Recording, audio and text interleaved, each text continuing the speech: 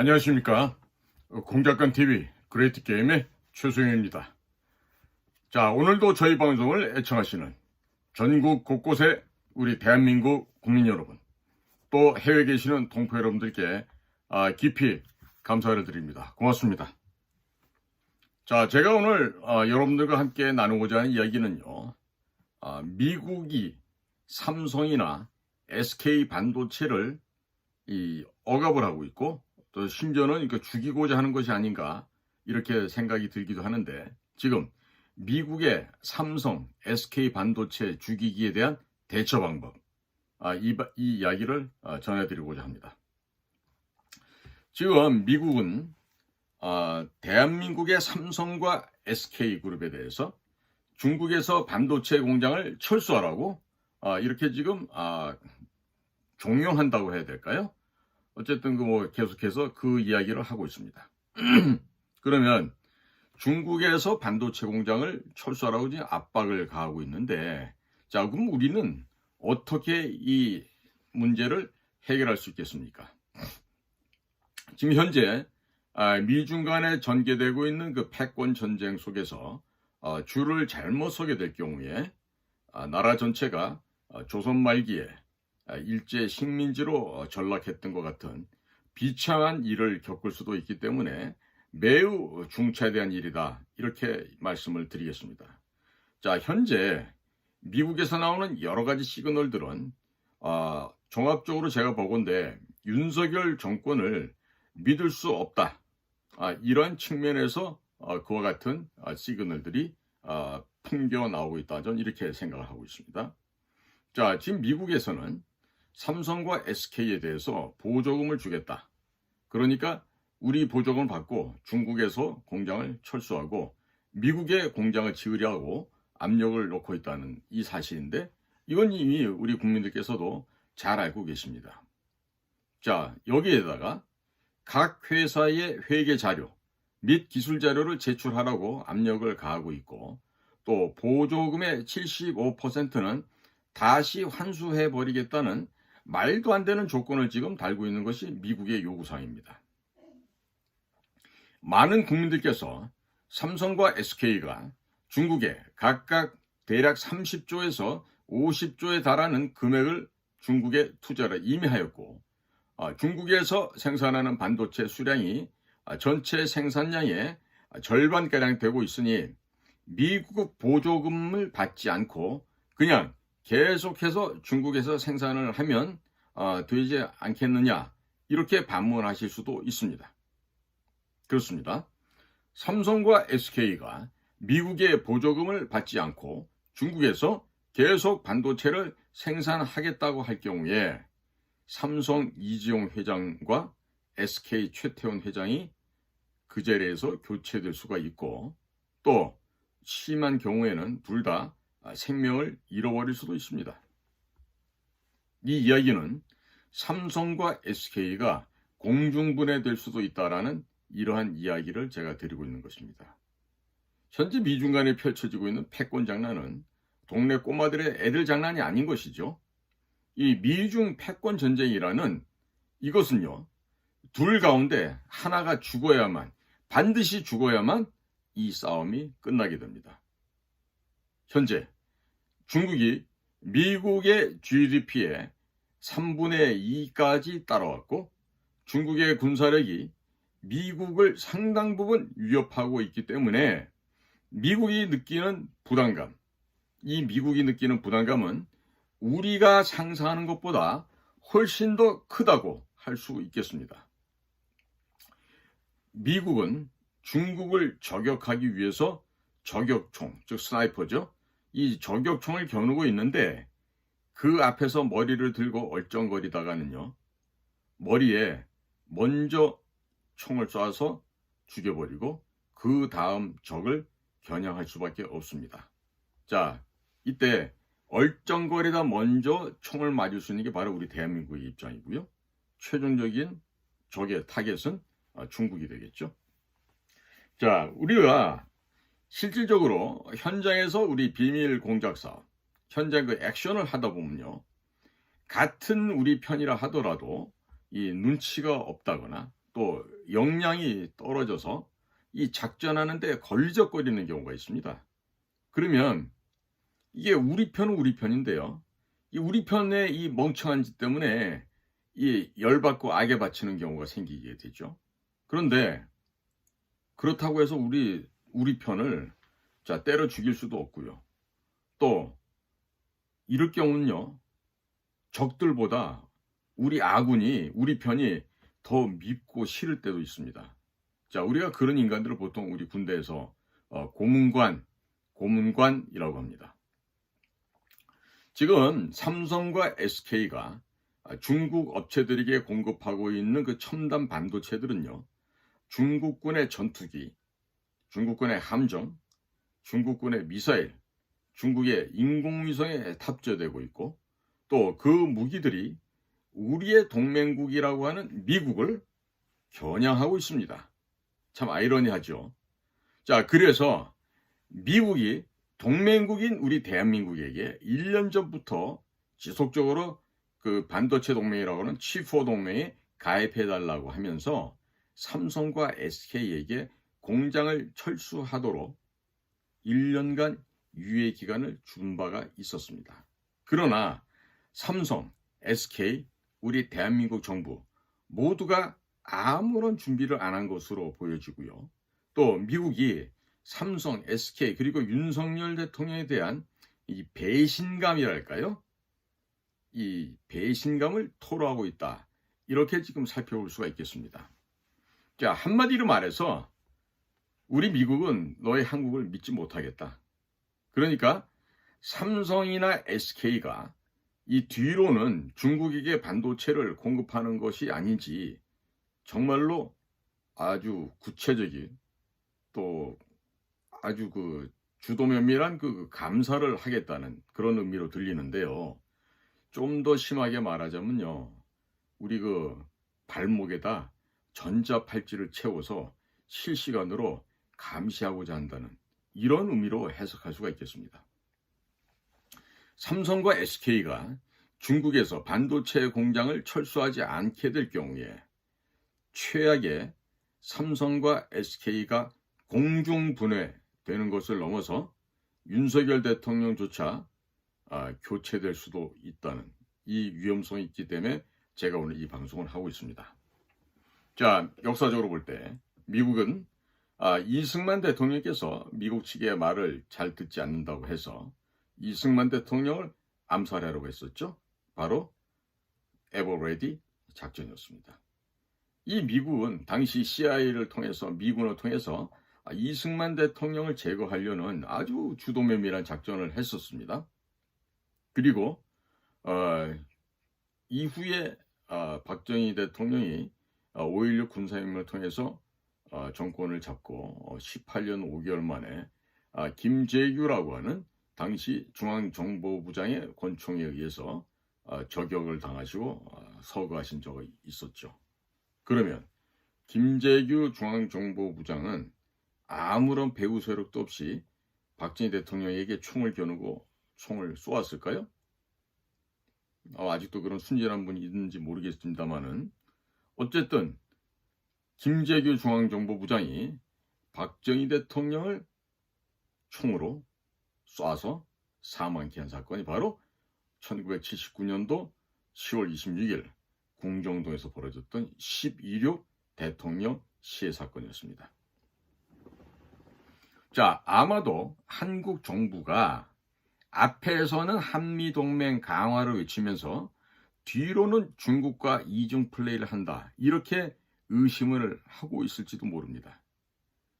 지난 2월 16일 데이비드 라일리 미국 해군연맹 총재는 조선일보와의 인터뷰를 통해서 호주가 미국 편에 확실히 서지 않았더라면 핵 잠수함을 못 얻었을 것이라고 천명한 바 있었습니다.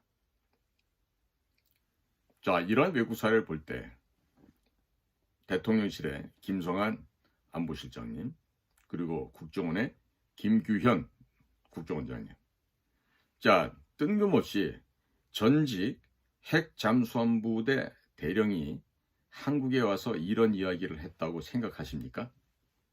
한국 정부가 미국의 말귀를 지금 제대로 못 알아듣고 있으니 자꾸 이러한 사람들을 보내서 애둘러서 우회해서 경고를 하고 있는 거 아니겠습니까?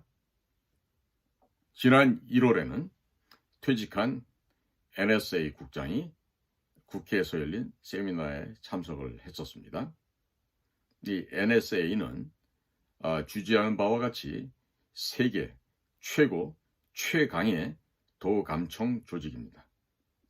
이런 조직의 전직 국장이 세미나 전에 비공개로 만나서 한 이야기는요. 한국이 감기에 걸리면 미국도 감기에 걸리고 미국이 감기 걸리면 한국 또한 감기에 걸린다. 이와 같은 이야기였습니다. 한마디로 미국이 중국에 의해서 무너지면 한국도 끝나는 거야. 우리 힘을 합해서 중국 공산당을 물리쳐야 합니다. 이 이야기를 하기 위함이었습니다. 자, 이분은요. 그날 저도 직접 만나서 명함도 주고받고 인사도 나눴습니다만은 이런 메시지를 우회해서 애둘러서 말씀을 하고 초연히 떠나갔습니다. 물론 더 많은 정보도 우리와 함께 공유를 했었죠. 저도 그날 많은 이야기를 보고 배울 수가 있습니다. 그런데 자, 제가 주변을 둘러봤습니다. 그때 국정원 직원들은 단 한 명도 보이지 않았어요. 자, 그 정도 전직 NSA의 국장이 미국에서도 거물인데 그런 거물 인사가 오게 될 경우에는 안 불러도 어떻게 해서든지 국정원의 정보관, 공작관들은 그 틈새를 비집고 들어와야죠. 그게 정상입니다. 자, 그런데 물론 우리 후배 요원들이 비밀리에 그분을 만났다면 다행이고요. 자, 근데 제가 놀란 게 있습니다. 제가 그날 삼각지에 있는 건물에서 그 모임이 있을 때 그 장소에 가보니까 이 글로벌 디펜스 뉴스의 성상훈 대표도 거기 와 있더라고요.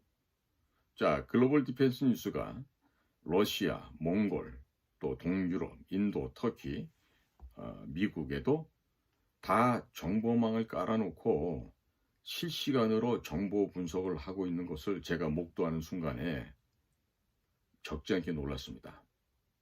자, 그런데 우리 그 김성한 국가안보실 실장님이나 국가정보원의 김기현 원장님은 그 많은 인력과 예산을 쓰고 있죠.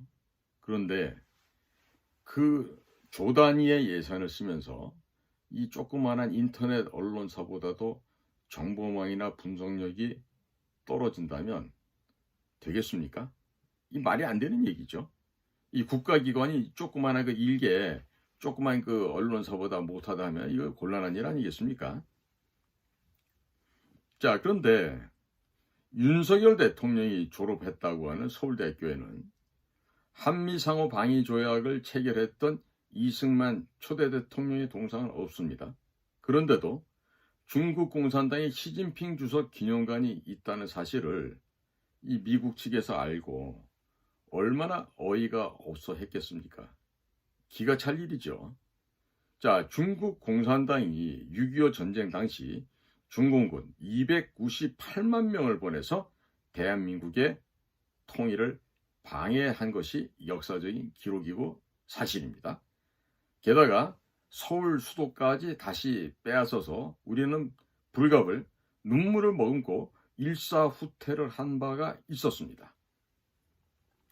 이어서 장진호 전투에서 유엔군들이 중공군 30만 명에게 포위가 되어 그 어렵고 힘든 상황에 또 혹한의 그 겨울 날씨에 흥남 부두까지 128km를 체감 온도가 영하 50도 밑에 떨어지는 이 혹한의 이 추위를 걸어서 후퇴를 하였습니다.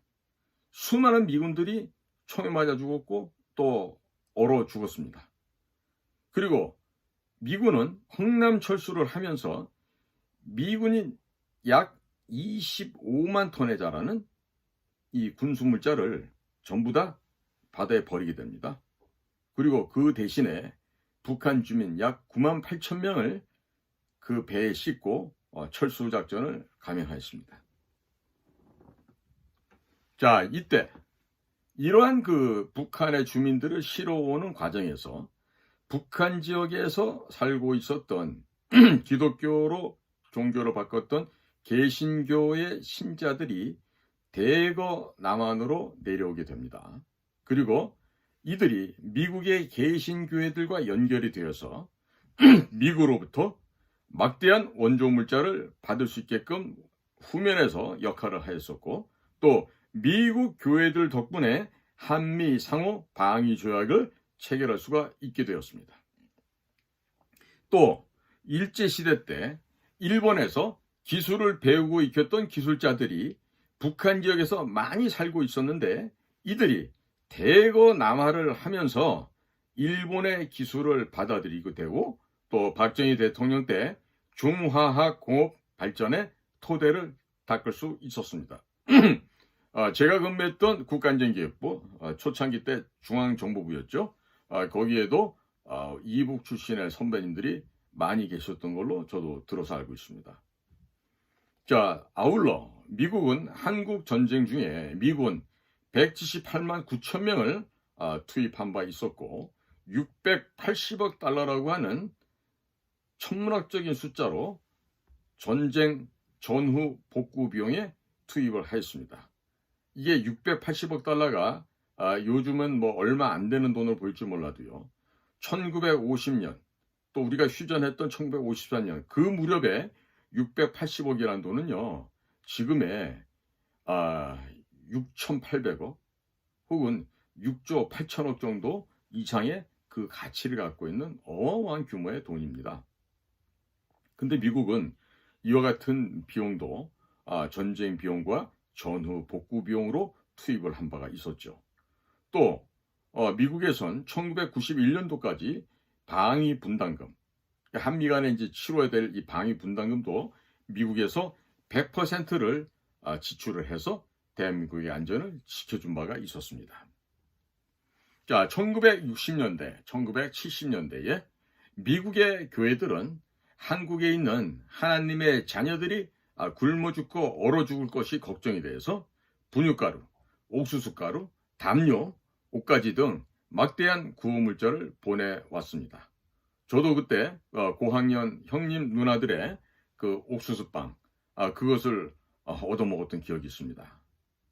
자, 김성한 국가안보실장님, 또 김규현 국정원장님은 나이가 그래도 있으시니까 이런 사실을 알고 있지 않을까요? 서울에서 좋은 환경에서 교육을 받아서 모르실 수도 있을까요?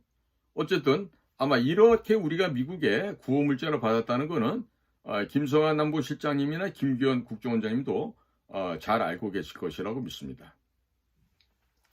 자, 그런데 미중 간의 패권 전쟁을 하고 있는 상황에 미국의 힘이 예전과 같지 않게 되었습니다.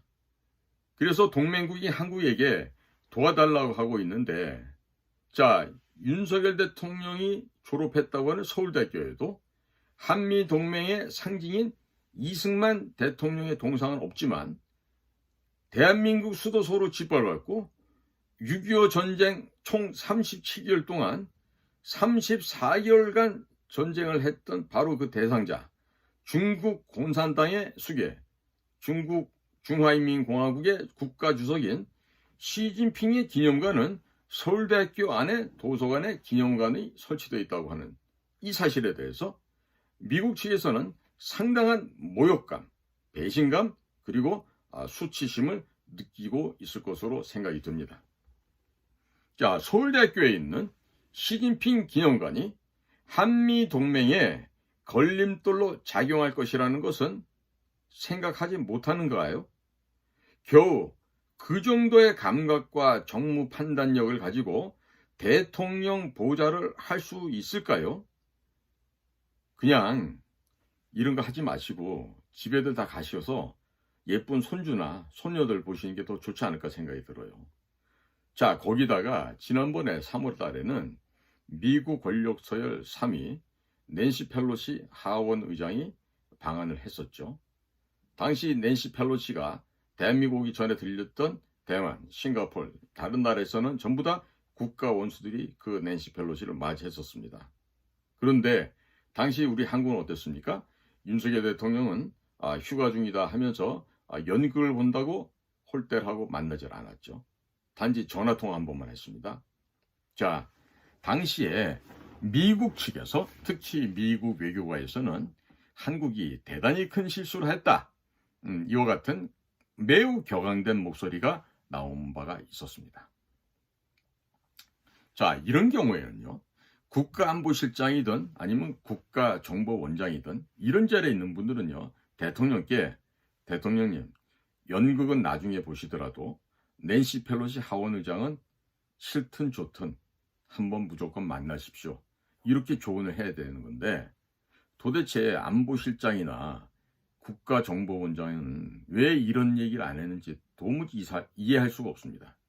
자, 이렇게 사소한 부분들이 누적이 되다 보니까 한국 기업들이 현재 바이든의 작년에 그 바이든의 한국 방문 이후에 대한민국의 기업들이 뭐 삼성, 현대, SK, LG 등 그 미국에 큰 투자를 했습니다. 그런데 제대로 지금 대접도 못 받고 그 인플레이션 감소법이라고 하는 그 IRA라는 그 법에 의해서 지금 보복 혹은 뒤통수를 좀 맞고 있는 거 아니겠습니까?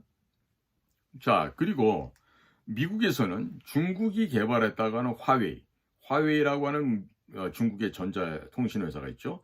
그 화웨이 장비들을 모두 철수시켰는데 한국은 그런 움직임이 전혀 없어요. 그리고 중국에 비밀 경찰서가 한국에 있다는 것이 사실로 적발이 되었습니다. 그럼에도 불구하고 전국에 퍼져 있는 23개나 되는 공자 학원을 철거시키지 않고 지금 그대로 두고 있어요. 이럴 때 어떻게 됩니까? 즉각적인 조치를 해야죠. 그런데 지금 미국에서는요, 야, 한마디로 우리 대한민국 한국 정부를 못 믿겠어. 이런 지금 태도를 지금 표현하고 있다고 좀 보여줍니다. 자, 이런 부분을 김규현 국가정보원장이나 김성한 외교안보실장은 스스로 알아서 조율을 해야 합니다. 그런데 이 웬일입니까? 이 두 분 다 공부를 잘하고 한 사람은 서울대학교, 한 사람은 고려대학교 나왔습니까? 이 책으로 외교를 배워서 그런 겁니까? 왜 그렇습니까? 야매 보니까 책으로 외교를 배우고 사람관계를 배웠는지 이 현장에 이 실무 능력이 거의 제로, 0점이에요. 전혀 파악을 못하고 있는 이런 상황이 되고 말았던 것 같습니다. 자, 우리가 일반 중소기업의 과장만 돼도요, 거래처의 상대편 대기업 회장님이 심기를 불편하지 않게 하기 위해서 대기업 회장이 만약에 교회를 나가시잖아요. 그럼 자기는 불교 신자임에도 불구하고 대기업 회장님이 나가는 교회에 일요 예배에도 가서 참석합니다. 그 회장님 앉아 계신 뒷줄에 있다가 회장님 눈에 들려고 얼쩡거리는, 에? 이거는요, 민간사에서 흔히 있는 일이에요. 근데 예전에 보면 우리 국가정보원에 국장까지 하셨던 분 있었는데 그분한테 잘 보이려고 뒤에서 얼쩡거리는 사람도 제가 제 두 눈으로 그 교회에서 본 적이 있었습니다만은, 이런 식으로 자기한테 안 맞아도요, 조직을 위해서, 우리 기업을 살리기 위해서 상대편 회장님의 그 뜻에, 그분의 그 성향에 맞추는 것이 당연한 도리죠. 자, 그런데 지금 현재 미국이 중국하고 좀 전쟁을 하고 있습니다. 그 대포만 쏘고 비행기 전투가 없다 뿐이지 실제로 어마어마한 지금 전쟁이 진행되고 있는데, 자, 이 대한민국의 최고의 지성기관, 최고의 대학이 어디입니까? 국립서울대학교, SNU, 서울 내셔널 유니버시티 아니겠어요? 근데 이 서울대학교 안에 미국의 최대 적성국가인 중국 공산당의 주석 시진핑의 기념관을 깔아놓고 이렇게 참 숙모하고 있다고 하니 이 미국에서 얼마나 기가 차겠습니까? 또 반도체 동맹 G4 동맹에 가입하라고 하는데 한국이 지금 안 들어가고 있잖아요. 그러니까 얼마나 배신감이나 분노를 느끼겠습니까? 자, 그러니까 이런 상황에서 우리가 이 국가기관에 근무하시는 분들이 중소기업의 과장보다도 못한 그런 정무감각, 그런 현실 감각을 가지고 있다면 우리 국민들이 혈세를 내서 그런 분들에게도 다 월급을 주고 있는데 이게 돈이 아까운 일이 되는 거 아니겠어요? 이렇게 되면은 국민들의 눈에서 피눈물이 나올 수가 있죠. 우리가 사람이냐, 짐승이냐, 이것을 명확하게 구분지을 때 그 기준점은 역사를 아느냐, 모르느냐에 따라서 그 구분을 할 수 있습니다. 즉, 역사를 모르고 또 은혜를 모르면 국가안보실의 실장 출신의 짐승이 될 수 있고 또 국가정보원장 출신의 짐승이 될 수도 있는 겁니다. 자, 지금 보시면 김성한 국가안보실장께서는 주로 외교연구원에서 미주 파트 조교수를 했어요. 또 부교수, 연구부장, 또 이명박 때는 외교통상부 제2차관까지 하신 분인데 만약에 이런 분이 역사도 제대로 파악이 안 되고 또 미국의 의중도 정확하게 읽어내지 못해서 이런 식으로 한미 간의 관계가 불편하게 된다 그러면 이게 너무나도 곤란한 일 아니겠습니까? 이런 식으로 일을 만들어서는 매우 곤란한 일이죠. 제가 지금 곤란이라고 말씀드리면 그보다 더 심한 상황이 전개되고 있습니다. 자, 미국이 삼성과 SK 이 양사에 1년간의 유예기간을 준 것은 윤석열 정부가 막 대통령에 새로 당선이 되고 정신이 없고 하니 한 1년간 적응하고 준비해서 결과를 보여달라고 유예기간을 주었던 것입니다. 그런데 1년 동안 미국에서 이와 같은 조치가 나올 때까지 우리나라 정부 주요 기관에서는 무엇을 했습니까? 특히나 대통령을 모시고 있는 안보실과 국가정보원에서 이 일을 대비를 하지 못했다는 것은 일을 안 했다라고 이렇게 평가를 할 수도 있겠습니다. 자, 이명박 정권 때인 2009년도 11월 3일 날이 되겠죠. 대통령의 복심으로 불리던 이 장광근 사무총장이 중국의 북경까지 날아가서 중국 공산당과 한나라당 사이에 업무 교류 협약을 맺었습니다. 자, 문구를 살펴보면 파기할 때에도 쌍방이 상의하도록 되어 있는데요. 이 사실상의 노예문서 아닐까요? 네? 이런 관계를 우리 국가안보실이나 국가정보원에서 명확하게 바르게 알고 계신지 모르겠어요. 또 이명박 정권 때인 2010년에 대통령 직속으로 있는 국가안보 총괄 점검회의 위원과 대통령 직속 국방선진화 추진위원회 위원도 또한 역임하셨는데 이 한나라당이 중국 공산당과 업무 교류 협약을 맺었다는 사실을 모를 수는 없는 일 아니겠습니까? 김성한 외교 안보실장님, 중국 공산당하고는 어떻게 친하게 지내셨나요? 혹여 중국 공산당에게 약점이 잡힌 것은 없었는지 제가 묻고자 합니다. 자, 그런데 왜 서울대학교에 한미동맹의 상징인 이승만 대통령 동상은 없고 중국 시진핑 기념관이 들어선 것을 보고 이 시진핑 기념관을 치울 생각을 안 했던 것입니까? 정녕 그렇단 말입니까? 중국의 비밀 경찰서가 언론에 이미 대서특필돼서 다 폭로됐습니다. 그 다음 조치가 뭐가 있었죠? 전국에 지금 산지에 있는 공자학원 23개소가 있는데 그 공자학원을 왜 그냥 두고 있죠? 그냥 둘 게 아니라 없애야 되는 거 아닙니까? 자, 그 밑에 있다고 하는 김태효 국가안보실 제1차장 어떤 사람입니까? 이명박 대통령 당시 천안함 폭침 사건이 터지고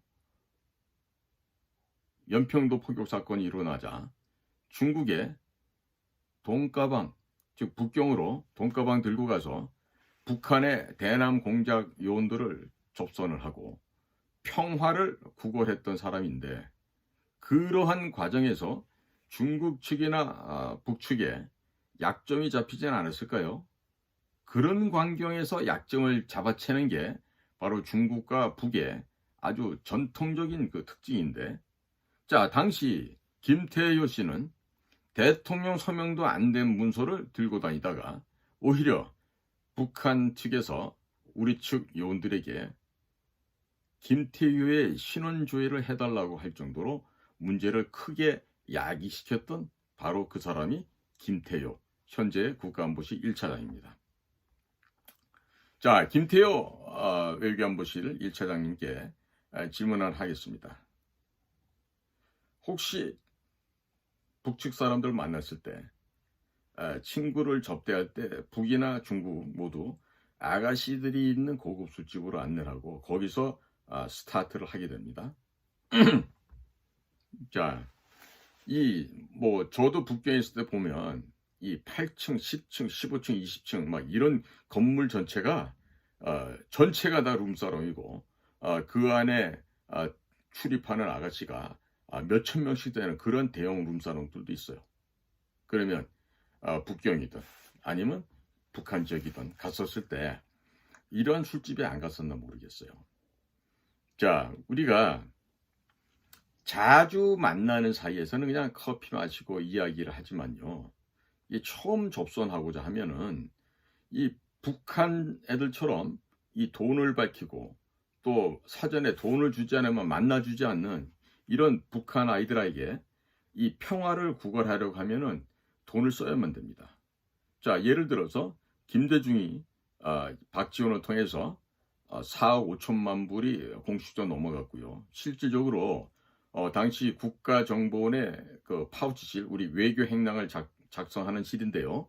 그 파우치실에서도 어마어마한 양의 대량의 미국 달러화가 외교 행랑을 통해서 중국 쪽을 통해서 평양으로 넘어간 걸로 알고 있습니다.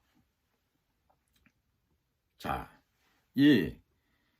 제가 이 술집 얘기를 잠깐 왜 하냐면요, 중국에서는요, 이 큰 호화로운 큰 방 안에 아가씨가 수십 명, 수백 명이 들어오고 여기 양주를 시키고 하다 보면요, 대부분 이 공업용 에탄올을 섞은 가짜 양주가 들어오고요, 그런 거 한두 잔만 먹고 정신을 잃어버릴 수가 있습니다. 혀가 마비되고 뇌가 마비가 됩니다. 그러면 이 초년병들, 경험이 없는 사람들은요, 이렇게 이 가짜 양주에 당하지 않습니까?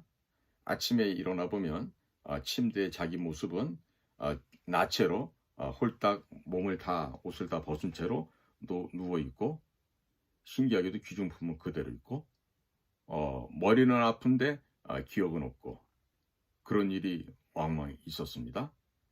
혹시 이런 경험은 없었는지 모르겠어요. 자, 북한 친구들을 처음 접선해서 마사지하는 마사지 샵에도 한 번도 가지 않고 북경에서 커피만 마시면서 북한 친구들하고 얘기했을까요? 룸사롱이나 마사지 집에 가서 중국 정보부가 도청하고 있는 도청 장치와 카메라 앞에서 그 모습을 찍힌 건 없었을까요? 저는 중국에서 활동을 해봤기 때문에 그와 같은 그 도청 장비, 감청 장비, 또 촬영 장비가 설치된 그런 것들을 많이 보아왔는데, 과연 그런 그 역경과 어려움을 잘 극복했을지 모르겠습니다. 그래서 추후에라도 집이나 사무실로 어떤 무슨 사진이나 USB나 CD 이와 같은 것들이 배달된 적이 없는지 모르겠습니다.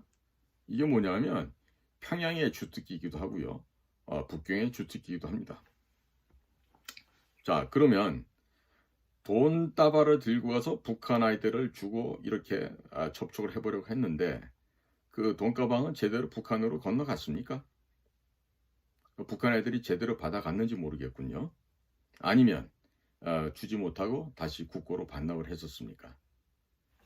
제가 좀 이런 말씀을 드리는 건요, 이게 우리가 그 이 비밀 공작 자금의 성격을 띠고 북측과 그 은밀한 일을 할 때 사용되는 돈들이요. 때로는 그 규모와 액수를 측정할 수 없을 정도로 돈이 빠져나오는 경우가 있습니다. 제가 직접 많이 봤어요. 봤기 때문에 제가 좀 드리는 얘기예요. 그래서 국정원의 특활비, 이 공작 자금으로 부여된 이 자금들이요.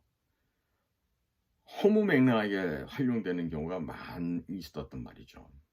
그래서 제가 지난 시간에도 말씀드렸죠. 김정숙의 호화 사치비요, 김정숙의 옷, 구두, 그 여러 가지 보석, 이런 것들을 구매하는 데 있어서 김정숙이 이 신권으로요, 이 띠가 붙인 거 우리가 관봉이라 하지 않습니까? 그 관봉으로 묶여있는 신권을 들고 다니면서 돈을 갖다가 썼다는 거 아니겠어요?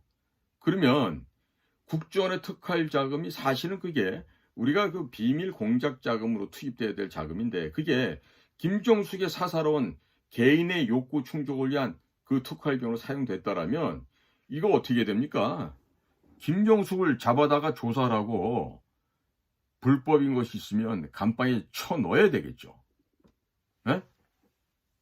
자, 이 대목에 있어서 대통령 경호실의 김용현 경호실장께서는요, 김태호 국가안보실 제1차장께 한번 중국 갔다 와서 뭐 특별한 USB나 CD롬 받은 것은 없었는지 한번 확인해 보시기 바랍니다.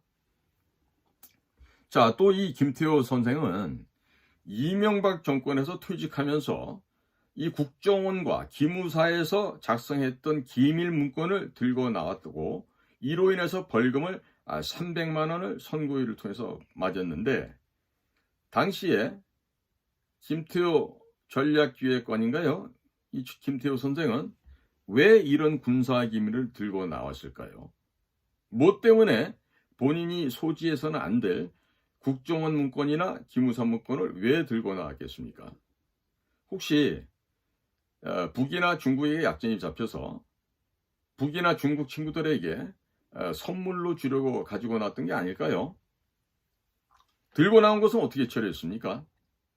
사실 이런 부분에 있어서 철저하게 우리 국가정보원에서는 수사를 해야 됩니다. 자, 그러면 그 위에 지금 선임으로 계시는 김성한 외교안보실장님, 당신의 부하 직원이 국가기밀 유출죄로 유죄 선고를 이미 받았습니다. 또 그러한 김태호 국가안보실 1차장이 과연 국가안보실에서 근무할 자격이 있다라고 생각하십니까? 저희와 같이 고도의 훈련을 받았던 전문 공작관도 아닌 사람이 돈 들고 북경에서 북한 친구들을 만나고 다니고 개성에 가가지고 또 돈을 지원하려고 했는데, 그런 과정에서 중국이나 북한 측에게 약점을 잡히지 않았겠습니까? 자, 상식적이라면 우리가 합리적인 의심을 해보고 또 업무에서 이런 사람은 배제시키는 것이 정상적인 절차가 아니겠습니까? 자, 김태호 1차장도 윤석열 대통령님과 같은 아파트에 살고 또 대통령께 누를 끼치지 않고자 한다면 자진 사퇴하는 것이 대통령에게 부담을 덜어주는 일 아니겠습니까? 그렇게 해야 되는 일이 아니겠습니까? 중국이나 북한에서 트로이 목마로 남아있으라고 강하게 주문을 했던가요? 아니면 월급을 더 받으려고 남아있나요? 어느 쪽입니까? 자, 김성한 국가안보실장님은 중국에게 이런 그 교수 시절에 중국을 오고 가고 하시면서 중국과의 관계에서 약점이 잡힌 것은 없었는지요? 사실 이 부분은요, 대한민국의 법학대학, 정치, 외교학 이런 쪽의 정치, 사회과학을 공부하는 교수들이 거의 많은 숫자들이 중국에게 전염되었다, 중국 돈에 매수되었다는 얘기를 많이 듣습니다. 저도 저희가 다닐 때는 서울대학교에 외교학과, 정치학과가 따로 분리가 돼 있었습니다. 그래서 당시에는 서울대학교 정치 외교학과를 나왔다 그러면 그게 거짓말이 되는 거예요. 연세대학교, 고려대학교는 그런 과가 있는데요, 서울대학교는 분리가 돼 있었습니다. 그러다가 최근에 들어서 정치 외교학부가 하나로 통합이 되면서 하나가 지금 돼서 지금 운영되고 있는데, 거기에 지금 제가 아끼는 그 후배가 한 녀석이 가리 늦게 지금 공부를 한다고 거기 있었는데, 서울대학교 교수들도 대단히 많은 숫자가 중국에게 감염되어 있다, 이런 얘기를 그 우리 젊은 후배로부터 들을 수가 있었어요. 왜 그랬느냐? 서울대학교의 이 정치외교학부는요, 과거 같으면은 이 서울에서 경기고등학교를 나오지 않고 서울대학교 학부에서 정치학과 외교학과를 나오지 않으면 그 과의 교수가 될 수 없는 아주 독특한 구조로 돼 있었는데요. 요즘 좀 그렇지 않은 모양이에요. 자, 그러니까 이 서울대학교의 석사과정, 박사과정에 있는 사람들이 중국을 비평하는 이런 얘기가 나오면 이 거의 발작적으로 반응하는 교수가 있었다 그래요. 그 중에 한 명이 누구냐면 지금 중국 대사로 나가 있는 그 대통령과 함께 충암고등학교 동기생이라고 하는 정아무개 대사입니다. 그러니까 이런 거로서 우리가 합리적으로 상식적인 수준에서 한번 검토를 해봐야 돼요. 과연 적들에 의해서 손탄가 없는가? 혹시 뭐 돈이나 이런 걸로 매수됐던 것은 없는가? 이런 것들이요, 우리가 매우 매우 중요합니다. 지금 미국에서 발생하고 있는 하원 의원들의 중국 미인계 여성들에 의해서 각각의 최고급의 국가 기밀 정보 빠져나간 게 이미 다 발각이 됐었죠. 자, 그러면 우리는 미국의 사례에서 볼 수 있듯이 이러한 그 부자격자, 결격자들은요, 국가안보실이나 국가기관에서 외교 안보 업무를 담당시켜서는 안 됩니다. 절대로 안 됩니다.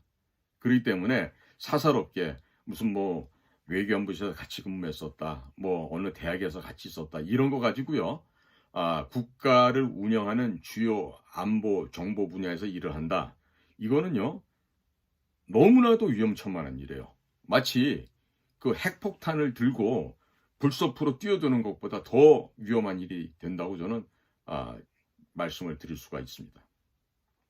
이 김성한 외교안보실장이 현재 국정원의 권춘택 해외 파트 제1차장과 고려대학교 영어영문학과 79학년도 동기 동창이라고 알려져 있습니다.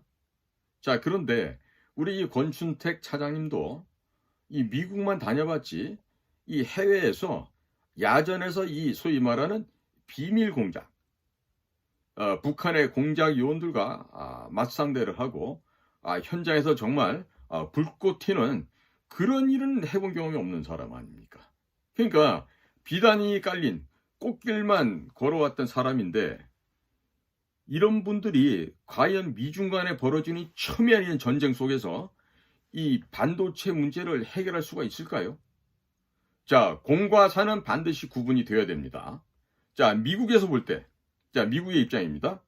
자, 김태호 같은 분이 계속해서 국가안보실에서 근무를 하고 있다. 그러면 미국 측은 뭐라고 생각하겠습니까? 대한민국 애들은 대통령에서부터 뭐 줄줄 세는 거 아니야? 이런 의심을 할 수 있지 않겠어요? 자, 그 다음에 권춘택 차장이 워싱턴에서 무슨 정보공사를 했다고 해서 해외 공작 한번 제대로 안 해봤는데, 자, 그런 사람이 현존하는 세계 최강의 초강대국 미국 파트를 맡고 있다.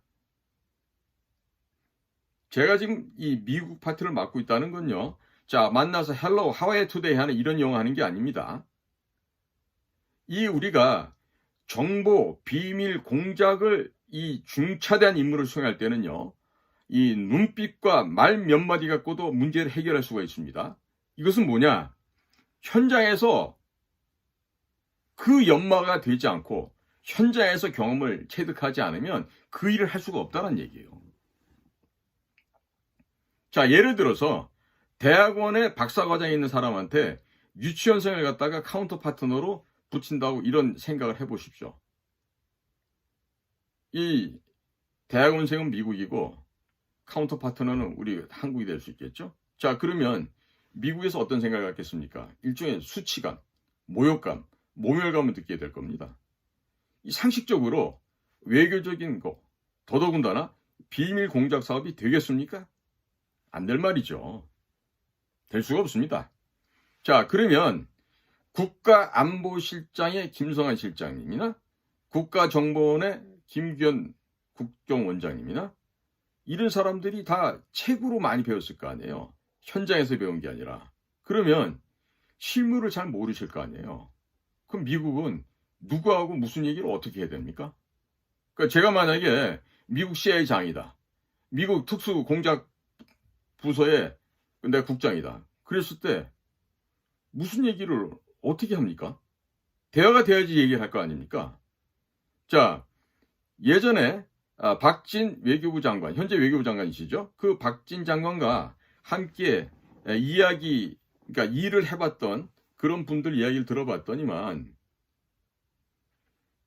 정말 그 평가가 참 야릇한 평가가 납니다. 무슨 새가슴이다, 어? 혹은 무슨 뭐 쫄보다, 뭐 이런 평가가 있는데 이 얘기는 결국 뭐예요? 일선 현장의 외교관으로서는 유능하지 않다는 이야기 아니겠습니까? 네? 자, 김규현 국정원장도 과거에 외교부에서 오랜 세월을 근무를 하셨고 거의 최종 단계에서 외교안보에서 근무를 하신 걸로 알고 있는데 외교부 직원들이 바라보는 김규현이라는 인물, 그분에 대한 평가는 제가 굳이 여기서 필설로 다 아지 않더라도 이제는 다 아시겠습니까? 자, 그러면 미국에서는 이런 사항들을 다 파악하고 있어요. 자, 그럼 미국이 한국과 비밀 공작을 해야 되고 또 중요한 일을 해야 되는데 이게 윤석열 옆에 있는 사람들이 이런 사람이면 누구랑 얘기합니까? 하다못해 김건희 여사라도 붙잡고 미국 쪽에서 얘기해야 될까요? 말이 안 되잖아요. 그러면 우리나라 대통령, 윤석열 대통령을 얼마나 미국에서 우습게 보겠습니까? 이런 생각들 안 해봅니까? 입장을 한번 바꿔놓고 생각해 보십시오. 우리가 타산지석이란 말이 있듯이 우리가 입장을 바꿔놓고 생각해 보면요. 자, 우리가 미국이고 현재 한국이 미국이라고 생각했을 때 입장을 바꿔놓고 생각해 보면 우리가 특수한 분야에서 특히나 그 국가 정상급에서 외교 안보를 논하는 자리에서 그 상대편 카운터 파트너들이 그 정도 수준이라 그러면 그 워싱턴에서 그 이야기할 그런 기분이 나겠습니까? 자, 이렇게 외교안보실이나 국가정보원에 현장감이 없고 비현실적인 사람들이 지금 전문가라고 지금 영입이 돼서 국가안보를 담당하고 있는데 이렇게 되면요. 국가안보에 문제가 생길 수밖에 없습니다. 대통령께서도 뭔가 느끼는 바가 있으실 텐데 자, 민간의 중소기업에서조차 있을 수 없는 일들이 지금 국가안보실과 국가정보원에서 일어나고 있어요. 자, 누군가가 책임져야 되지 않겠습니까? 자, 대통령께서는요, 대통령 스스로의 얼굴에다 생각하고 한번 돌아보시기 바랍니다. 그리고 우리 김성한 안보실장님이나 김규현 국정원장님께서는요, 제가 이렇게 좀 알려드린 대로 한번 해보십시오. 네? 자, 우리가요, 이 현장에 가서 현장을 배우고 익히고 그 현장의 대응력을 갖다가 높이다 보면요. 보고서는 저절로 나옵니다. 저절로 나옵니다. 네? 그러니까 이 지금 우리 한미 간에 지금 벌어진 이 반도체 문제, 이 지금 전쟁입니다. 이 총 쏘고 뭐 대포 쏘의 전쟁입니까? 지금 대한민국의 삼성이나 SK가 이 반도체로 인해서 말라 죽을 수가 있어요. 그러면 우선적으로 이거를 국가기관에 나서서 이거 방벽을 쌓고 이 문제를 해결해야 될 거 아니겠습니까? 예? 이 치매 예방되고 참 좋단 말이죠. 자, 우선 말이죠. 우리 반도체를 국가의 전략물자로 지정도 하고 정부 허가 없이는 대한민국 영토 밖에 반도체 증설은 불가능하다. 이렇게 증설을 못하도록 제한을 하십시오. 그리고 삼성이나 SK에게 중국 공장 포기해라. 그리고 미국 공장도 포기하고 한국의 반도체 공장을 증설하라. 뭐 이 정도의 액션을 해야 될 거 아니겠어요. 그러면 삼성이나 SK에서는 한국의 국내법이나 윤석열 정권 핑계대고요. 미국과 직접 맞부딪히게 되는 그런 일은 없게 될 겁니다. 자, 지금 우리 가족이 내 자녀들이 밖에 나가서 쳐 맞고 다니는데 어서 불러들여서 안전하게 보호해 줘야죠. 네? 자, 그 다음에 중국에 가 있는 우리 한국 기업들 있죠? 중국으로부터 모두 국내로 철수시키십시오. 중국 공장 포기하고 다 국내로 돌아오라고 강권하십시오. 그리고 윤석열 정권이 미국의 바이든 정권과 직접 협상을 하시기 바랍니다. 그래서 지금 현재 우리는 굉장히 여건이 좋습니다. 김성한 안보실장, 김기현 국정원장, 박진 외교부 장관 전부 다 네이티브 스피커만큼 영어를 잘하시는 분이라 그래요. 모두가 영어에 능통하신 분이니까 협상단 꾸려서 통역관 필요 없이 장관들이 가서 직접 미국과 협상해서 문제를 해결하시기 바랍니다. 그리고 미국의 그 여야 정치인들에게도 돈도 좀 집어주는 이런 로비를 하십시오. 자, 미국에선 로비가 합법으로 되어 있습니다.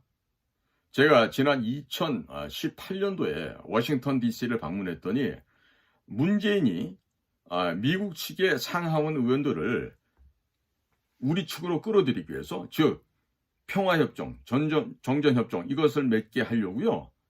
미국 워싱턴에 근 1억 달러 가까운 돈을 뿌렸었어요. 그래서 제가 그때 하원을 방문해가지고 미국의 그 의원들, 보좌관들 몇몇 이렇게 만나서 또 그쪽에 로비스트도 만나왔었는데 한국 돈 못 받으면 병신이라 소리를 하더라고요. 왜 그런 말씀을 하세요? 그랬더니 여기서 그냥 발에 걸리는 게 다 한국에서 오는 돈이라는 거죠.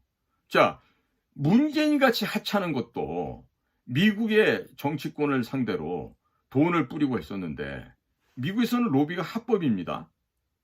자, 민간 기업들이 보통 100억, 200억 이런 식으로 로비 자금을 쓰고 있습니다. 근데 우리 국가정보원 있죠. 김정숙 같은 그 아줌마가 돈 쓰고 다니는 거 다 뺏어 갖고 와가지고 이런 데다 돈을 써야 돼요. 미국하고 협상하고 로비할 때. 그리고 특활비를 그런 데 써야지. 에? 그 푸대짜라 같은 여인네, 그 똥배 나온 여인네 그 배를 감추기 위해서 이 접히는 목을 갖다 감추기 해가지고 그 비싼 돈을 갖다가 국정원 특활비로 지불하고 그러면 되겠습니까? 안 되겠죠. 자, 그리고요. 제주도 남쪽에 있는 제7광구 이쪽 지역의 해저 자원을 한미 간에 공동으로 개발하자. 그런데 일본까지 굳이 끼겠다고 하면은 일본도 한번 껴서 3분의 1씩 수익금을 배분하자. 그런데 기왕이면 한국, 미국 양국 간에 공동 개발해서 2분의 1씩 나눠 갖자. 이 제안을 꼭 하시기 바랍니다. 그리고요. 제주도에다가 미국의 해군 기지와 공군 기지를 지어주겠다. 이런 제안을 하시기 바랍니다. 자, 우리가 대한민국의 반도체 산업을 지키고자 한다면 우리가 먼저 미국 측에 당근도 제시할 필요가 있겠습니다. 그래서 우리가 미국의 해군 공군기지를 제주도에 지어주겠다고 제안하는 건요. 우리가 미국이 더 많은 한국 제품을 구매하는 걸 갖다 유도하는 거죠. 중국 제품 사지 말고 한국 제품 샀어라. 일본 제품 사지 말고 한국 제품 샀어라. EU 제품보다 한국 제품이 좋다. 이렇게 해서 한국의 제품이 미국 시장을 도배할 수 있도록 만드는 거예요. 그럼 그 수익금으로 다시 우리는 미국에서 무기도 사오고 삼성이나 SK 등 또 한국으로 공장을 이전하려고 하는 이런 업체들한테 보상을 해주면 되는 겁니다. 자, 그러니까 국가는 이 정의의 총검을 들고 그리고 국민을 지키는 것이죠. 그 일이 바로 국가안보실과 국가정보원에서 해야 되는 일 아니겠습니까? 자, 동맹국인 미국, 또 미국의 주적이라고 하는 중국, 이런 중국에게 우리 기업들이 반도체 수출을 하게 되면 그걸 당장 중단시키고서라도 다른 방법으로 보상해주는 방안을 마련하는 것이 그게 바로 국가가 해야 될 일 아니겠습니까? 또 이것이 바로 국제정치의 기본이 아니겠습니까? 자, 그러면 국제정치의 도를 넘어서 사람 사는 세상이 기본 도리가 아니겠냐는 말씀을 드리는 것이죠. 자, 그래서 국제정치의 기본은 이렇게 중요합니다. 그런데 이 학교에서 학생들이 가르치고 무슨 연구 보고서다 이런 걸 하던 분들이 지금 국가정보기관 또 안보실 이런 데 나와서 지금 교수하다고 오셨어요. 이래서 되겠습니까? 지금 우리나라가. 그리고 자, 외교관도 이 현지에서 뛰는 외교관이 있고 이 데스크에서 데스크웍만 하는 외교관도 있어요. 데스크 업무가 중요하다고 하는 사람들은요, 현장 나가서 일 못합니다. 왜? 이 돈 쓸 줄도 몰라요. 응? 그리고 상대편은 우리 쪽으로 이 끌어들인 화술 이런 것도 부족하다고요. 제가 해서 말하는 영어를 잘한다고 하는 것은요, 무슨 여기 지금 스테이크 집 가서 웰던으로 주세요, 미디움으로 주세요 이런 얘기하는 게 영어가 아닙니다. 드레싱은 뭐로 주세요 이게 영어가 아니에요. 자, 미국 측에서 필요로 하는 부분을 정확하게 지적해내고 그것을 단 몇 마디를 하더라도요, 상대편이 이 폐부를 찔러서 그 사람의 생각과 내 생각을 일치시키게 만드는 게 이게 바로 외교고 비밀 공작 사업인 거예요. 그런데 자, 우리가 이렇게 국제 간의 기본 질서도 안 되고 이런 것도 기본 개념조차도 모르고 그냥 책으로 배운 외교, 책으로 배운 의전, 또 데스크, 책상 머리에서 배운 이런 거 갖고 해서 과연 그런 현장에서 일을 할 수 있겠냐 이거죠. 자, 미국인을 만났을 때요, 미국 친구들이 좋아할 만한 이야기가 뭐가 있을까 한번 생각해 볼까요? 한번 생각해 보시죠. 자, 미국에 이 보잉사라고 하는 그 항공기 만드는 회사가 있습니다. 보잉 747 이런 대형 여객기 다 그 회사에서 만드는데 현재 그 보잉사가 실적 악화로 인해서 파산 위기에 처해 있습니다. 그러니까 보잉에서 만드는 조기 경보기, 대잠 초계기, 그다음에 아파치 헬기 이런 것을 우리가 좀 사줄게 대규모로 이렇게 하면요, 이런 제안을 하지 않습니까? 미국 친구들이 눈이 번쩍 뜨이겠죠. 귀가 쫑긋해지고. 자, 그러면 이와 같은 무기들은요, 우리도 중국, 북계 이것들을 견제하기 위해서는요, 우리도 당장 필요한 물건들입니다. 그런데 우리가 아직 이러한 부분에 있어서는 아직 우리 기술이 안 돼요. 그러니까 어차피 우리는 그런 기자재들, 그런 무기 체계를 우리도 구매를 해야 됩니다. 그러니까 우리가 수량을 좀 더 늘려서 사주고 미국하고 관계 개선도 만들게 되는 거죠. 그래서 이런 국제 정치는요, 조폭들이 하고 있는 도박판이라고 할 수 있는데, 아니 아무런 판돈도 안 올리고 돈 한 푼 안 올리고 대화가 되겠습니까? 자, 이런 건요, 우리가 책에서 무슨 국제 정치 외교 교과서라고 하는 그런 책은 백날 아니라 천년을 봐도 나오지가 않는 이야기들입니다. 자, 그래서 미국과 실질적인 관계를 개선하고자 하면 이런 미국의 무기도 대량으로 구매를 해주고 또 돈을 미국 측에서 밀어주는 이런 제스처가 필요한 것이에요. 그러면 미국에서도 일자리가 생기고 또 바이든 행정부도 선거를 앞두고 뭔가 생색을 낼 수 있지 않겠습니까? 체면이 있을 수 있게 된단 말이죠. 그러면 우리가 얻고 싶은 것이 있으면 뭔가를 먼저 줄 수 있어야 됩니다. 그래야만 원만한 거래가 성립이 됩니다. 자, 그러면 우리가 가게 가가지고 물건 살 때 돈 안 주고 그냥 물건 사올 수 있습니까? 똑같은 이치죠. 자, 지금 우크라이나 전쟁 덕분에 한국이 천문학적인 금액으로 무기를 팔 기회가 생겼습니다. 그러면 미국한테 자, 우리 무기 판다.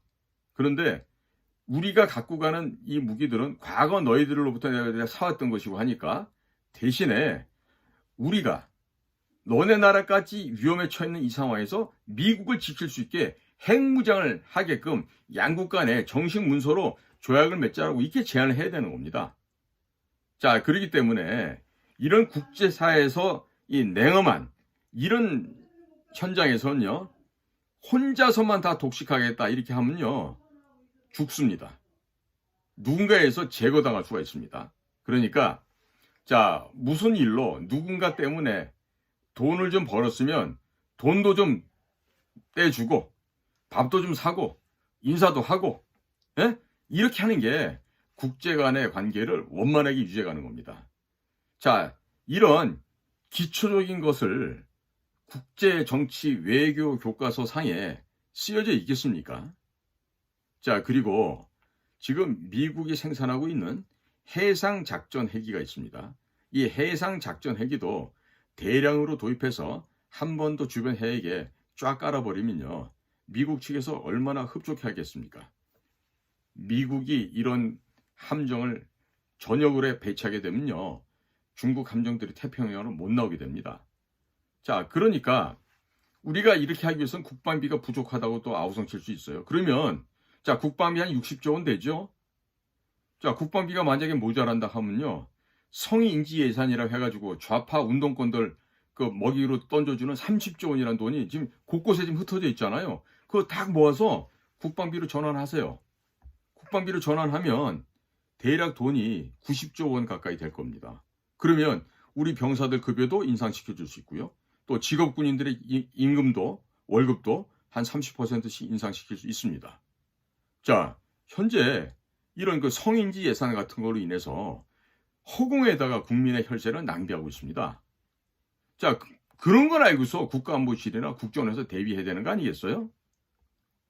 자, 현재 사드를 추가 배치하는 문제, 또 이지스함 추가 도입하는 문제, 또 SM-3 탄도, 요격 미사일 등도 대량으로 우리가 미국으로부터 도입하게 되면 한국과 미국이 공동으로 안보 전선이 향상이 됩니다. 그리고 더 강화됩니다. 그러면서 미국 국내에서는요, 일자리가 늘어나게 돼요. 그렇기 때문에 미국이 더욱더 좋아하게 됩니다. 또 우리는 인천 덕적도 앞에 있는 덕정면, 배가리, 울돌이, 또 하얼범 인근 섬들 여러 개 사이를 메꿔서 인천공항만한 크기의 해상 군사기지를 만들고 거기에 미국의 공군기지도 오시오 라고 해서 한국과 미국이 공동으로 그 지역에서 근무를 하게 되면요, 미국도 매우 좋아하게 될 것입니다. 자, 거기에 뭐 해군, 해양경찰, 해병대, 공군, 또 미사일기지 이런 각종 군사시설을 배치하게 되면요, 서해안 지역에 불침 항공모함이 또 하나 생기게 되는 겁니다. 그러면 이런 불침 항공모함이 생기면 중국의 대련이나 청도에서 나오는 중국의 함정들은 바로 우리 손에서 견제될 수가 있고 미국도 또한 매우 좋아하게 될 것입니다. 전라남도 흑산도 옆에 가보시면 가거도라는 섬이 있습니다. 대략 길이가 한 5km, 폭이 한 2km 정도 되는 섬인데요. 이 섬의 산등성이를 잘라서 대형 군사 공항을 건설하고 또 이곳에다가 해군, 해병대, 공군기지, 미사일기지를 추가적으로 배치하게 되면 미국도 매우 만족해하지 않겠습니까? 자, 이렇게 되면요, 백령도에 공항을 만들고 덕적도 앞바다에 불침 항공모함을 만들고 또 군산공항, 흑산도 공항, 가거도의 불침 항공모함, 또 제주도의 미군기지까지 총 6개의 대규모 공항이 생겨나게 되니 중국 함대가 제주도 밑으로 내려올 수 있겠습니까? 꼼짝을 못하게 되겠죠. 그리고 이 서해상의 대한민국 군사기지에 사드, 또 이지스 어쇼어라고 하는 SM-3 미사일 체계, 이러한 체계를 배치해 놓게 되면 미국 함정들이요, 서해안 지역으로 마음 놓고 제 안방처럼 들어올 수 있게 됩니다. 또 방위비 분담금 1조 몇천억이 되는 것을 전액 100%를 한국이 낸다고 하게 되면 미국이 매우 좋아할 것입니다. 한국이 무기 팔아서 몇십조 돈을 벌게 되면 1조 몇천억 정도는요, 우리가 내는 것이 또 신사다운 이 매너 아니겠습니까? 자, 미국에게 이러한 선물을 던져주고서 우리의 반도체 배터리 업체를 잘 봐달라고, 보증해달라고 이야기하면 안 먹히겠습니까? 자, 먼저 주고 받아낼 걸 생각해야죠. 이런 역할을 외교안보실과 국가정보원이 해야 되는 거 아니겠어요? 에? 그리고 한국 반도체 업체들이 중국에 공장을 짓도록 이렇게 압력을 가했던 게죠, 문재인과 또 그 전에 노무현, 김대중 정권이 모두가 그런 일을 벌려왔습니다. 자, 이들 그 더불어민주당 일당들에게 대북 송금을 이 하나의 이유로 엮어서 미국의 법정에 세우고 관타나모, 쿠바에 위치하고 있는 관타나모 그 기지로 보내달라고 요청하면 미국이 안 들어주겠습니까? 이럴 때 이와 같은 물밑 작업을 국가정보원장이나 외교부 실장이 해야 되는 거죠. 해야 됩니다. 예? 미국에게 자, 북한이라고 하는 이 지구상에 현존하는 최악의 테러 범죄 집단을 남쪽 사람들이 도와줬다. 누가 도와줬느냐? 문재인과 그 일당, 이재명과 그 일당이 도와줬는데 그들이 속해 있었던 더불어민주당이나 민노총, 전교조 이와 같은 자들도 모두가 다 북한의 대남 공작기관과 연합해서 대한민국 국가체제를 전복하기 위해서 지금까지 암약해오고 그들을 도와왔다. 따라서 대한민국의 더불어민주당이나 민노총이나 전교조나 이와 같은 조직들은 전부 북과 내통하고 있는 범죄 집단이고 공동 범죄인들이다. 공동 범죄 집단들이다. 그렇기 때문에 미국의 FBI나 인터폴에서 이와 같은 국제 테러범들에 대한 명단을 달라고 우리 한국에게 요청하기 바란다. 이것을 물밑 작업하면서 원만하게 해결을 해야죠. 그러면서 김대중의 비자금과 미국에 숨겨둔 더불어민주당 이리 국내 부패 정치인들의 재산도 모조리 다 압류해서 미국을 위해서 써라. 이 돈 갖고요. 워싱턴에 가가지고서 로비 자금을 써도 충분합니다. 아주 그냥 넉넉하게 쓸 수 있죠. 그럼 한미 간의 관계가 그야말로 찰떡이 아니라 악교로 붙인 것보다 더 단단해지지 않겠습니까? 이렇게 해서 미국의 FBI나 인터폴에서 우리 한국에 암약하고 있는 더불어민주당, 민노총, 또 전교조 이와 같은 것을 미국이 국제사회에서 테러단체로 규정을 하는 겁니다. 그리고 그들의 명단을 달라고 대무에 요청하도록 그렇게 만드는 거죠. 그 전 세계적으로 수배력이 떨어져서 이들이 어디를 가든지 붙잡힐 수 있고 미국이든 어디든 숨겨놓은 재산은 어디든지 다 압류해서 미국이 가져갈 수 있게끔 해놓으면요. 얼마나 미국이 선물을 받고 좋아하겠어요. 네? 게다가 이 점에 있어서 김대중이 한편으로 잘한 일이 있는 것 같아요. 그동안 숱한 거짓말을 해오고 북한은 핵을 개발할 능력도 없고 개발할 의지도 없다고 하면서 대한민국을 송두리째 기만하고 속여왔던 게 김대중이었는데 이 김대중 선상께서 이 대한민국이 위험할 걸 대비해가지고 미국에 돈을 좀 숨겨놨잖아요. 10조가 넘는다 하죠. 그걸 그냥 미국에게 드십시오. 드시라고. 이렇게 하면 미국 바이든 정부에서 한국 반도체나 전기차 배터리 이런 쪽에 욕심을 내겠습니까? 욕심을 안 내게 됩니다. 예? 자, 이렇게 우리 김대중 선생께서 미국의 남몰래 미리 선견짐을 가지고 이 보관해놓은 이 돈을 우리가 적절하게 써야죠. 예? 그러면 우리 김기현 국정원장님 같은 분도 뭐 고향이 보니까 서울이 아니라 뭐 전라남도 나주라 하시는 것 같은데 그 김대중 선생의 뜻을 받들어서 미국에서 돈 갖다 줄 수 있게 그 터널을 만들어서 뚫어내고요. 그리고 우리나라의 반도체 기업들 또 배터리 업체들 좀 잘 해달라고 뭐 청을 하는 게 아니라 좀 갑질을 할 수도 있는 거 아니겠어요? 자, 이런 것이 바로 국가 간에 벌어지고 있는 국가 간의 고차원의 비밀 공작 사업인 거예요. 그럼 이런 비밀 공작을 누가 해야 돼? 국정원 원장이 해야지. 직접 해야죠, 그것도. 거기다가 김기현 원장님은 미국 사람들이 좋아하는 그 유타주인가 어디에 있는 그 종교, 몰몬교 그 교도 아니에요. 그 미국 사람들 얼마나 얘기하기 좋아하겠어요. 술도 안 먹어, 담배도 안 펴, 종교도 모르몬교야. 우리하고 딱 친구네. 이렇게 생각할 거 아니에요. 자, 여기다가 지금 우리 카이가 하고 있는 또 획기적인 사업 있죠? 한국의 FA-52 경전투기가 이 초기 버전 50대와 또 이 T-50 고등훈련기를 해서 다 합치게 되면 총 144대가 있는데요. 이것을 전량 헐값으로 그냥 필리핀이나 혹은 남중국해 밑에 있는 뭐 말레이시아, 인도네시아, 뭐 베트남 이런 국가들에다 팔고 말이죠. 최신형으로 성능을 개량한, 예? 그리고 그들에게는 또 성능 개량비를 또 명목으로 해서 또 추가적인 AS 비용도 받고 이렇게 해서 동남아 국가들의 공군력을 강화시켜주는 거죠.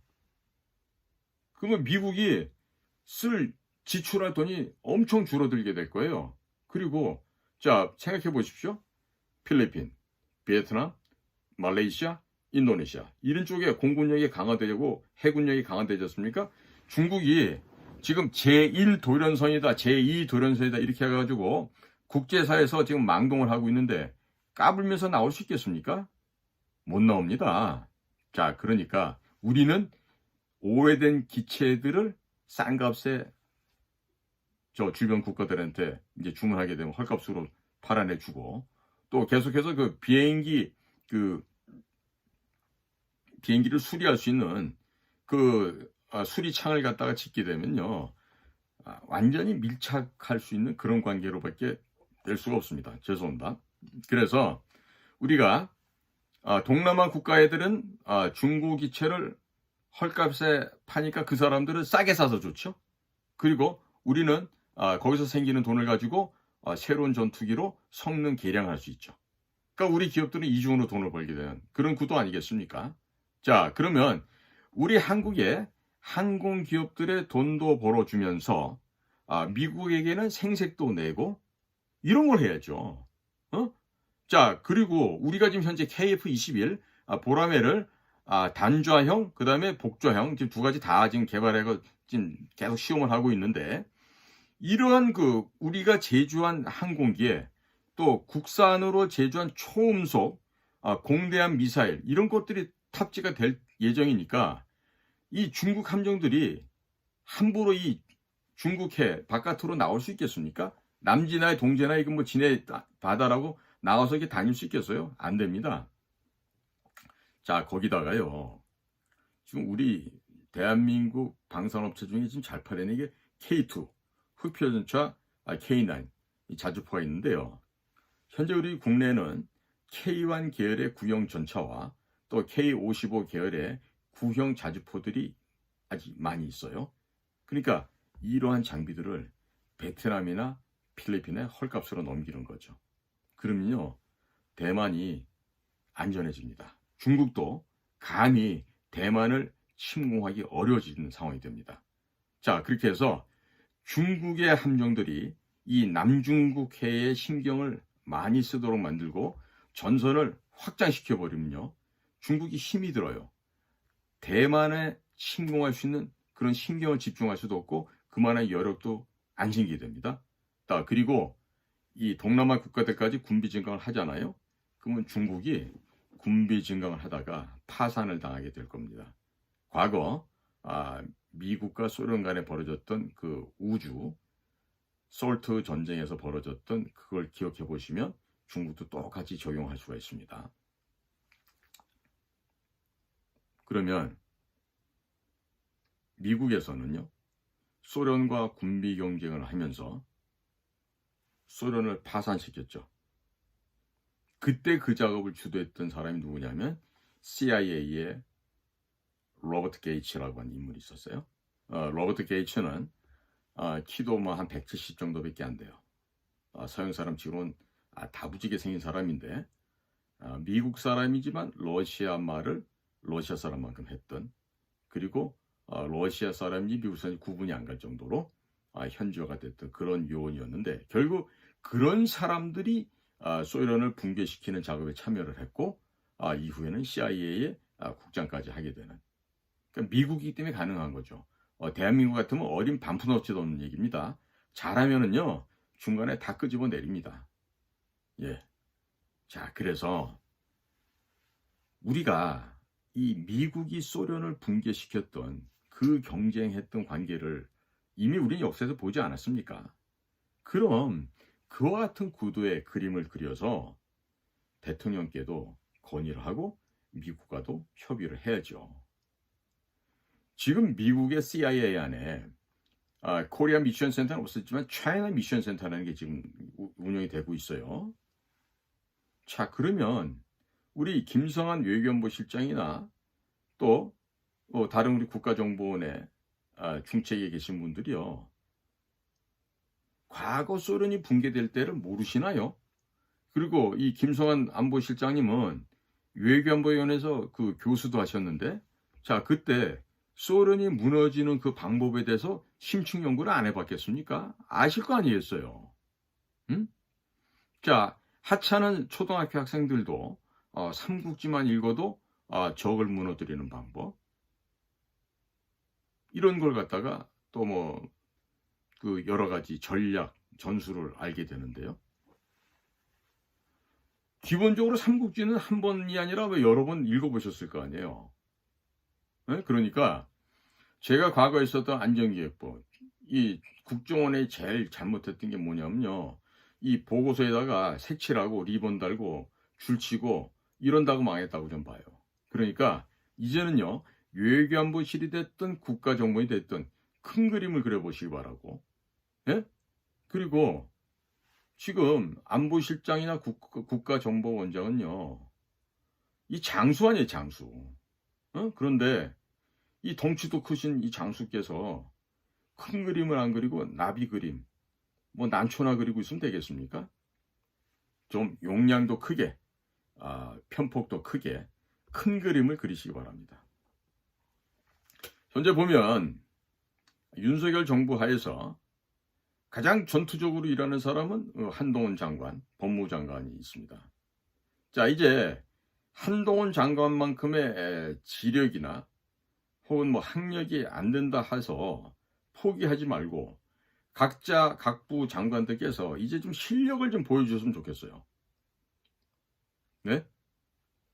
지금 저같이 하찮은 국가정보원 퇴역한 이 늦다리 이 퇴역 공작관이 저도 이 정도 그림을 그리는데, 자, 현직에 있는 분들이 적어도 그림은 직접 그리고 색칠도 직접 해야 되지 않겠어요? 이 물감까지 사다 드리고 포스터까지 사다 드려야만 이거 그림 그리겠습니까?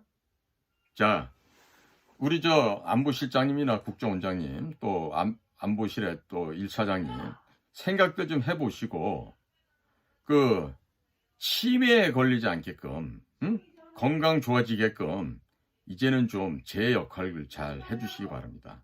네, 이게 계속 이런 식으로 되면은 국민들 보기에 부끄러워집니다. 자식들 보기도 부끄러워지고, 지금 대통령 미국 순방을 앞두고 미국과 함께 큰 그림 공부를 잘 해보시기 바랍니다. 경청해 주셔서 고맙습니다.